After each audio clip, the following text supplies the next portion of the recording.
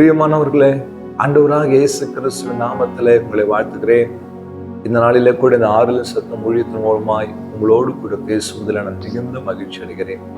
கர்த்தர் தம்முடைய வார்த்தை அனுப்பி உங்கள் வாழ்க்கையில இன்றைக்கு கிரியை செய்கிறார்.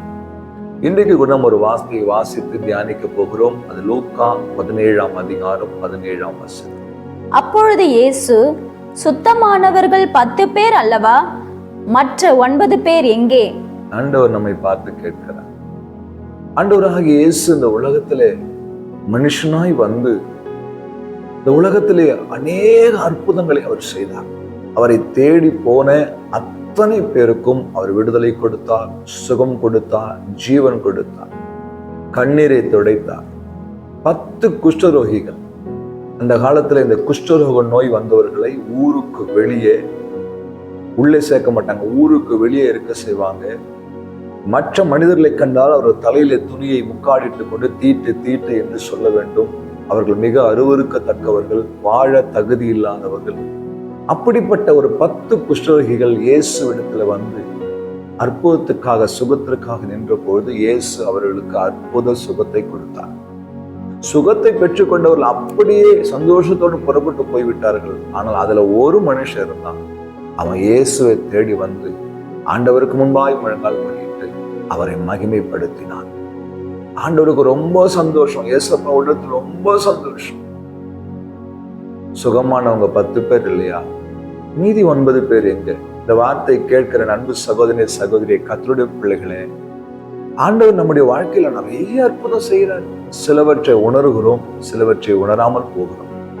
அப்படி பெற்றுக்கொள்ளுகிற அந்த நன்மைகளுக்கும் அற்புதங்களுக்கும் நன்றி சொல்லுகிறவர்களாய் நீங்களும் நானும் காணப்பட வேண்டும் என்று சொல்லி இந்த வார்த்தை குறித்து நாம் தியானிக்கிறோம். சுகம் பெற்றுக்கொண்டவர்கள் 10 பேர். 10 பேருடைய வேதனைகளையும் இயேசு மாற்றினார். 9 பேர் அதற்கு நன்றி சொல்ல மறந்து நன்றி இல்லாதவர்களாய் போனார்கள். ஆனால் ஒரு மனிதன் அவரை தேடி வந்து அவர் நாமத்தை மகிமைப்படுத்தினார். இந்த வார்த்தை கேட்கிற அன்பு சகோதரி சகோதரி, நீங்களும் நானும் எப்படி இருக்கணும்? ஒரு காலத்திலே பாடுகள் மத்தியிலே, உபத்திரவங்கள் மத்தியிலே, வியாதிகள் மத்தியிலே, கண்ணீரின் மத்தியிலே சமாதானத்தை இழந்து தவித்துக் கொண்டிருந்த நம்மை இயேசு விடுதலை ஆக்கினாரே, அவர் பிள்ளையாய் மாற்றினாரே, தன் சொந்த இரத்தத்தை கொடுத்து நம்மை மீட்டெடுத்தாரே. அந்த ராஜாதி ராஜாவுக்கு நன்றி சொல்லுகிறேன். அவரை மகிமைப்படுத்துகிற பிள்ளைகளாய் நீங்கள் வாழும் பொழுது நம்மை உண்டாக்கின ஒரு உள்ளம் மகிழும். அவர் இன்னும் அதிகமாய் நம்மை ஆசீர்வதிக்கிறவராய், உயர்த்துகிறவராய், மேன்மைப்படுத்துகிறவராய் இருக்கிறார். நன்றி சொல்லுகிற இருதயம் நமக்கு வேணும் தேவ பிள்ளை. அந்த 9 பேர் அடங்கிய கூட்டத்திலே நீங்களும் நானும் இருக்கக்கூடாது. நன்றி சொல்ல அந்த ஓடி வந்த அந்த ஒரு மனிதனை போல நீங்களும் நானும் ஆண்டவருக்கு நன்றி சொல்லுங்க. ஒரு நாள் காலையில எழுந்து இரவு படுப்பதற்குள்ளான் எத்தனை ஆபத்துகளை சத்ரு நம்ம எதிராய் கொண்டு வருகிறான்னு தெரியுமா? உலகத்தில் நம்மை சுற்றி இருக்கிற எத்தனை ஆயிரக்கணக்கான மனிதர்கள் மரித்து போகிறார்கள், சேதமடைகிறார்கள், உடைந்து போகிறார்கள் உங்களுக்கு தெரியுமா? ஆனால் இந்த கூட்டத்துக்கு நடுவில் உங்களையும் என்னையும் கர்த்தர் பாதுகாக்கிறாரே, அவர் நல்லவர்.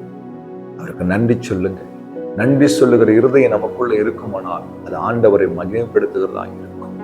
அப்படிப்பட்ட ஒரு வாழ்க்கையை வாழ நம்ம ஒப்பு கொடுப்போமா? கண்களை அன்பும் இரக்கமுள்ள நல்ல ஆண்டவரே, இந்த வார்த்தைக்காக தகப்பனே, இந்த வார்த்தையின்படி கர்த்தாவே, இந்த வார்த்தை கேட்கிற ஒவ்வொரு பிள்ளைகளுடைய இருதயத்திலும் நன்றி நிறுவன இருதயமாய் இருக்கட்டும். எல்லா சூழ்நிலையிலும் உமக்கு நன்றி சொல்லுகிற பிள்ளைகளாய் வாழி நிற்பதற்கு செய்ய இயேசு கிறிஸ்துவின் நாமத்தில் பிதாவே, ஆமென். ஹல்லேலூயா. God bless you.